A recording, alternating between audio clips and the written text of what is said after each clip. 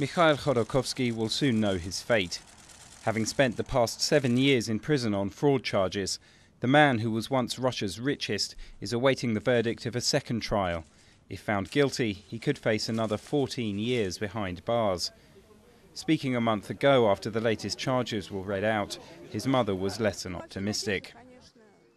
There's virtually no hope.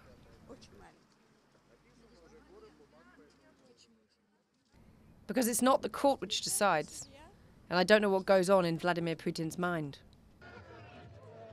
Khodorkovsky's supporters say he's the victim of a Kremlin witch hunt. Before he was sent to jail, the former oil magnate harboured political ambitions and dared to challenge Vladimir Putin. He's now accused of stealing oil produced by his own company, Yukos, over a period of 6 years.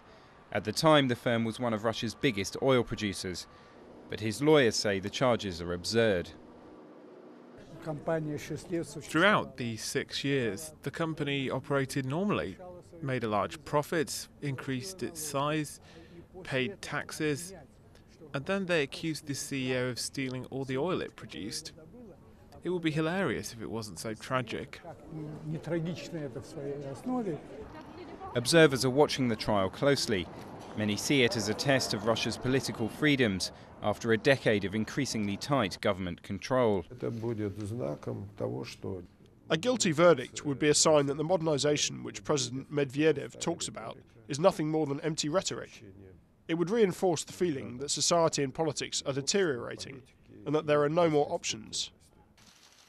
There's little prospect of Khodorkovsky being acquitted in the immediate future, as that would see him released from prison before presidential elections take place in 2012. And since he's become a symbol for the opposition, that would be unlikely to please all those in power.